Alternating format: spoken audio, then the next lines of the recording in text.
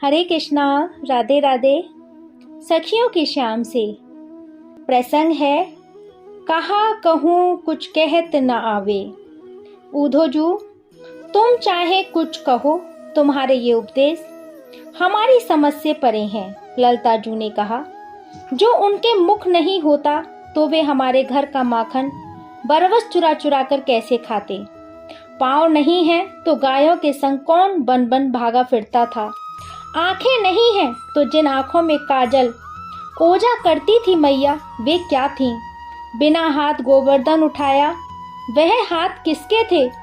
बिना मुख के कैसे बांसुरी बजाई। ओहो, यह सब हमारी आंखों के सामने बीता है और तुम उसे झुटलाना चाहते हो। उनकी लीलाएं, उनका स्वर, उनका रूप, सब कुछ हमारे रोम रोम में बस गया है। वह सब झूठ था क्या, हमारा भ्रम था क्या। नहीं उधोजू, वह नंद यशोदा के पुत्र और हमारे ब्रज के नाथ हैं। तुम कैसे भी बनाकर कहो, यह बात कभी हमारे गले नहीं उतरेगी। अरे सखी, या मैं उधोजू कहा करे बेचारे, इन्हें तो उन चतुर शिरोमणि ने सिखाकर भेजा है। ये तो सुख की भांति सिखा हुआ ही बोल रहे हैं। एक सखी ने कहा, तुम कहते हो गुण ही गुण में बरतते हैं, वे गुण रहित हैं। श्रुति बोली, तो कहो श्याम सखा, गुण आए ही कहाँ से।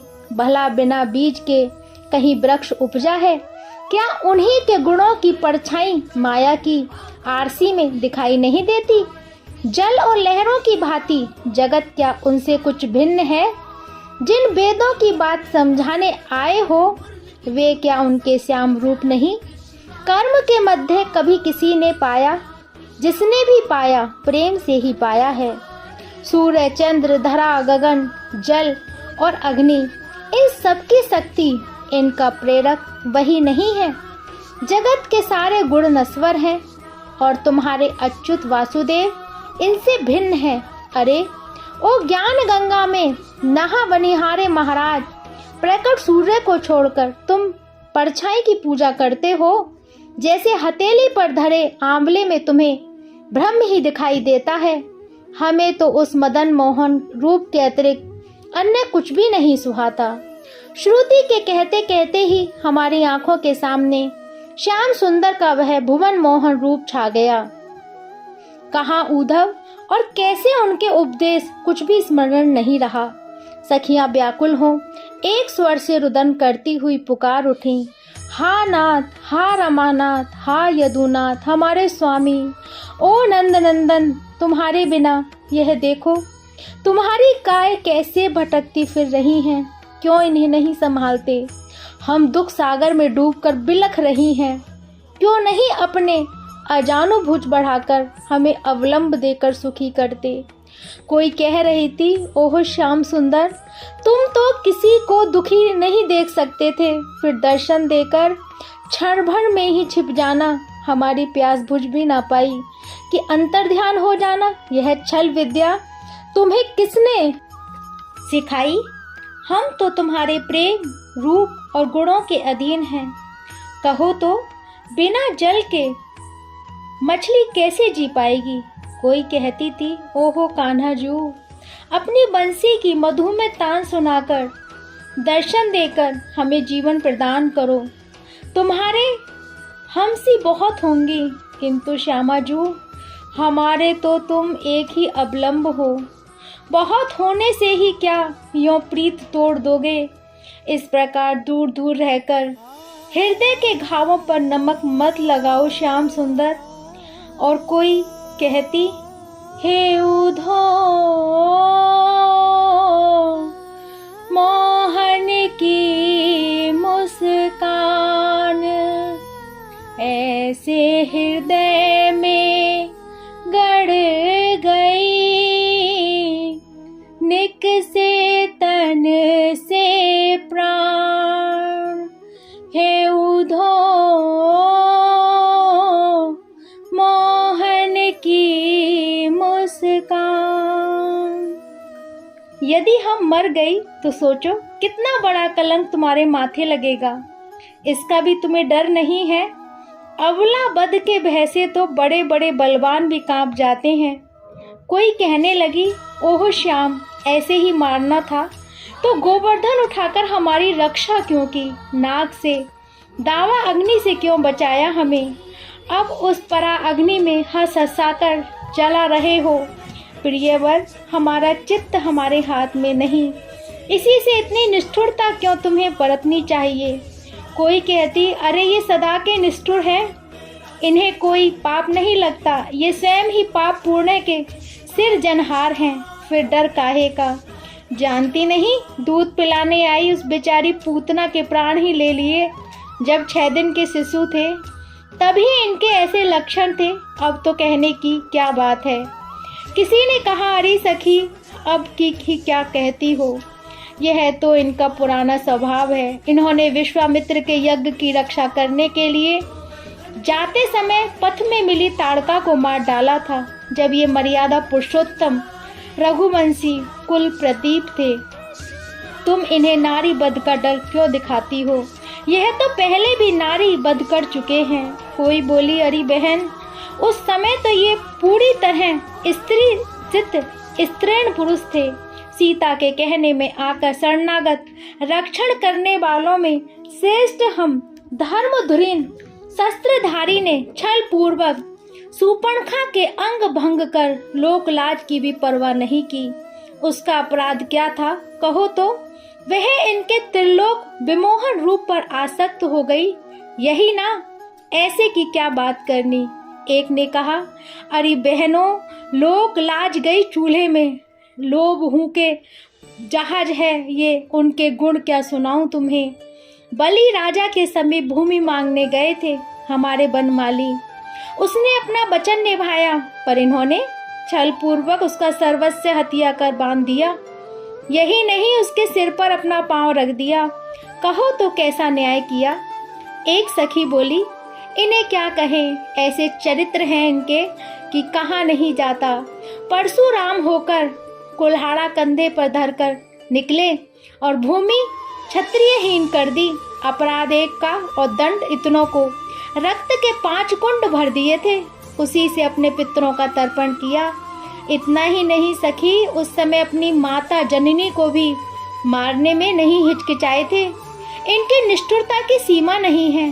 किसी ने कहा, अरे हिरण्यकश्यप से इनका भला क्या झगड़ा था?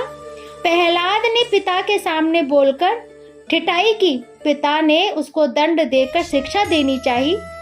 इसमें भला क्या बुरा किया था? बीच में ही नरसिंह बपुधार के कूद पड़े, नखों से उसे फाड़ डाला। भला किस अपराध में? कोई बोली, अरे शिशुपाल का क्या दोष था? बेचारा विवाह करने भीष्म के यहाँ गया था, बर भेष धारण कर बारात लेकर, ये बीच में ही छल करके उसकी दुल्हनिया को इस प्रकार हर के ले गए जैसे भूखे के मुख से कोई ग्रास छीन ले। ये तो सदा के स्वार्थी हैं। उसी समय कहीं से एक भ्रमर उड़ता हुआ आया और गुंजन करता हुआ श्री किशोरीजू के चरणों को कमल समझकर बैठने का उपक्रम करने लगा। श्रीजू भावाविष्ट सी बोले, नहीं, मेरे पांव न छुओ, तुम चोर हो, कपटी हो। श्याम सुंदर भी तुम्हारे ही समान कपटी है। क्या तुम उन्हीं के दूध बनकर यहाँ आए हो? क्या तुमने और तुम्हारे स्वामी दोनों ने ही लज्जा बेच खाई है? यहाँ गोपीनाथ कहलाते थे, यह नाम उन्हें रुचा नहीं, अतः अब कुबरी दासी के दास कहलाकर उसके झूठन खाकर यदुकुल को पावन किया। रे मधुप, तू कान्हा कुंवर के क्या गुणगान करता है रे? उनके गुण हम भली प्रकार जानती हैं। तेरी चतुराई यहाँ नहीं चलेगी। अरे तू भी उनसा ही है, भोली भाली कलियों को मोहकर उनका रस ले उड़ जाता है। ऐसे ही तेरे नागर नंद किशोर हैं। हमें तेरी बात नहीं सुननी, तू जा यहाँ से। तेरे स्वामी त्रिभंगी ठहरे, यहाँ भला उनकी जोड़ी की नारी कहाँ से मिलती? मथुरा में बड़े भाग से त्रिविका मिली, अब अच्छी जोड़ी जमी। रूप गुण और सील सब प्रकार से वह उनके अनुरूप है। मधुकर श्याम सुंदर गुरु और तू उनका शिष्य, यह जोड़ी भी सब प्रकार से अनुरूप है। तुझे ज्ञान का पाठ पढ़ा, ज्ञान गठरी सिर पर देकर यहाँ भेज दिया, किंतु यहाँ ब्रिज में कोई तुम्हारा ग्राहक नहीं है, अतः पुनः रावरे पधारो। क्या कहते हो कि तुम और तुम्हारे स्वामी साधु पुरुष हैं? तो तुम्हारे वहाँ के सिद्ध पुरुष कैसे होते होंगे भला? गुण को मिटाकर अवगुणों को ग्रहण करने वाले उन मथुरा वासियों से निपुण होकर ही मोहन क्यों नहीं व्यवहार करते? ओहो मधुप, जगत में जितने भी काले देखे सब के सब कपटी और कपट की खान पाए हमने। एक श्यामाजू के स्पर्श से आज तक तन मन जल रहे हैं। ऊपर से मानो यह पीड़ा थोड़ी थी कि तुम सा काला भुजंग और भेज दिया।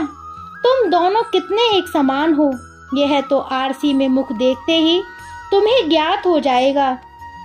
अरे ओ आलिंद, यह कैसा न्याय है कि हम प्रेमियों के लिए ज्ञान, मुद्रा, वैराग्य और योग की भेंट भेजी। ऐसा करते हुए उनका हृदय तनिक भी कांपा नहीं। कहते हुए श्री किशोरी जी के साथ संवेद स्वर में सभी सखियां बिलक कर रो उठी। हाँ नाथ, केशव, कृष्ण, मुरारी, तुम तो करुणा में हो। यह कैसी करुणा है तुम्हारी? उनकी व्याकुलता देखकर मुझसे रहा न गया। उधोजू, तुम्हारे वे यदुनाथ, वासुदेव और देवकी नंदन यहाँ ब्रिज में क्या इनके प्राण लेने ही पधारे थे? क्यों नहीं वही मथुरा में बने रहे? यहाँ नंद नंदन, यशोदा नंदन, गोपाल गोविंद, ब्रजबल्लभ, गोपीनाथ होने क्यों आए? जब अंत में उन्हें मथुरा ही प्यारी थी तो क्यों हमसे नहीं बढ़ाया? अरे तुम उनके कितने गुण गाओगे? जो जन्म लेते ही छल विद्या में पारंगत हो गया, उसने हमारे जले पर नौल लगाने भेजा तुम्हें योग लेकर। ओहो श्यामाजू, तुमने भली करी इन प्रेम मूर्तियों को देने के लिए। भला तुम्हारे पास था ही क्या? ऊधो, तुम भी ब्रज का हृदय लेकर ही आए, तुम भी वज्र का हृदय लेकर ही आए। ओहो, इन प्रेम स्वरूपाओं के अगाध नेह की प्रयत्न करने पर भी मुझे दाह न मिली। जितना गहरा उतरता था उतना ही इनके हृदय का प्रेम सागर अगाध जान पड़ता था। नित्य ही मैं भिन्न भिन्न प्रकार से ज्ञान योग समझाने के प्रयत्न करता, किंतु इनके प्रेम की विरह की तीव्र धारा में मेरा ज्ञान और मैं दोनों ही बह जाते। आज श्रीजू और चंपा के उद्गारों ने मुझे सर्वदा निरस्त कर दिया। ओहो, इनके दर्शन पाकर मैं धन्य हुआ।